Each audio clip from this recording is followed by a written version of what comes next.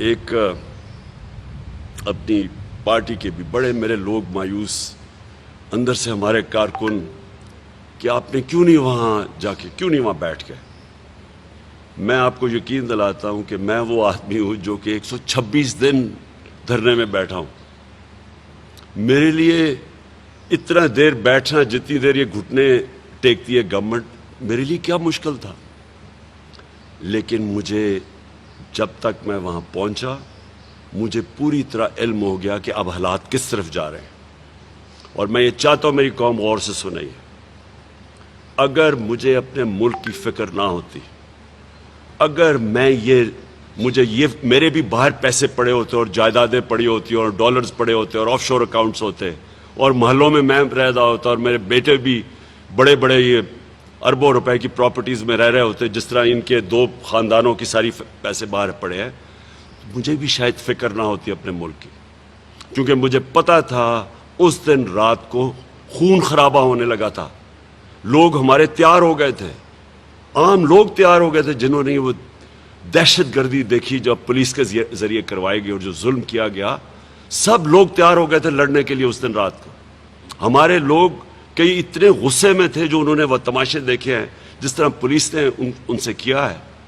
اور ہر جگہ پولیس نے کیا. جو لوگ پولیس کی مار کھا کے وہاں تک پہنچے، جنہوں نے عمر یوب کی حال دیکھا جو وہ ہمارے ساتھ جب کنٹینر میں آیا، وہ جا کے پولیس کو سمجھا رہا تھا اور انہوں نے جو اس سے تشدد کیا ہے. یہ بھی نہیں دیکھا کہ ایک منسٹر ہے، کسی نے کوئی مجرم نہیں ہے. یہ انسٹرکشنز دی ہوئی تھی پولیس کو ظلم کرنے کے لیے. تو جو غصہ تھا اس وقت، میں اس دن شام کو بیٹھ جاتا. میں آپ کو سب کو گارنٹی کرتا ہوں کہ اس دن خون خرابہ ہونا تھا. ہماری پولیس کے خلاف نفرتیں بڑھنی تھی، بڑھ چکی تھی، مزید اور بڑھنی تھی. لیکن پولیس بھی اپنی ہے. پولیس کے عام لوگ، پولیس والوں کا قصور نہیں ہے.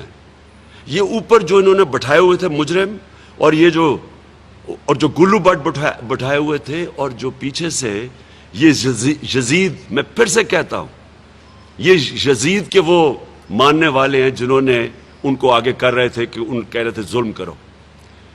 اگر وہاں خون خرابہ ہو جاتا، ملک میں انتشار بڑھنا تھا. ملک کے آگے معیشت کا جو حالات ہیں وہ آپ اس کے بعد میں بات کروں گا. اس کے اوپر یہ انتشار شروع ہو جاتا.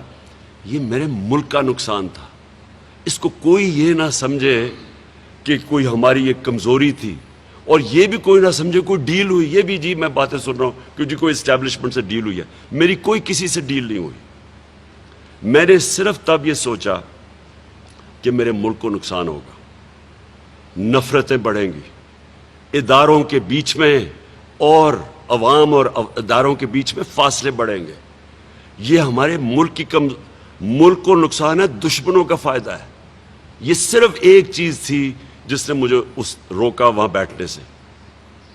اور میں یہ واضح کر دوں کہ اگر کسی کا خیال ہے، یہ ان کو خوش فہمی ہے کہ ہم اب آرام سے کوئی ان سے نیگوشیٹ کریں گے اور اس کو تسلیم کر لیں گے، اس امپورٹڈ حکومت کو تسلیم کر لیں گے، کسی کوئی غلط فہمی میں نہ رہے.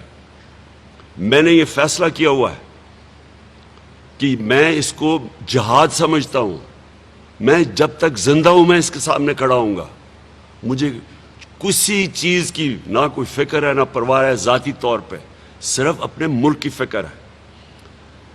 تو لہٰذا میں آج یہ واضح کر دوں کہ ہم 6 دن دے رہے ہیں.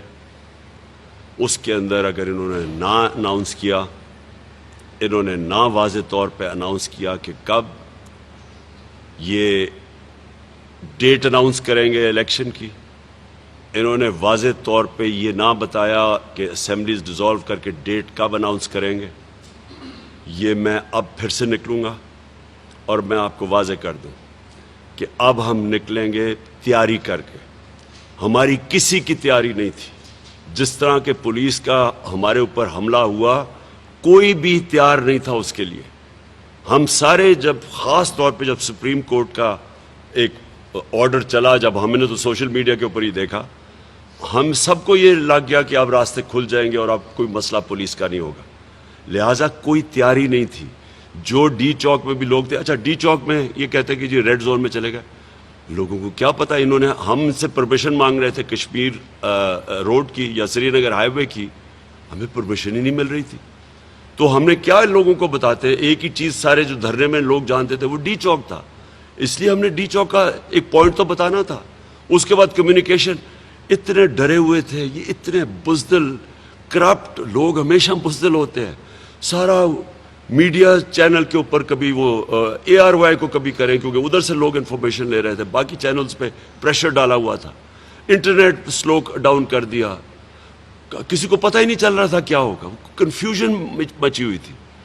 آنے میں ہمیں دیر ہوگی کیونکہ آنے میں ایک تو دیر ہوئی کہ جب اسلام آباد میں گھسے, سارا وقت سارے راستے میں پبلک نکلی ہوئی تھی, ادھر دیر ہوئی.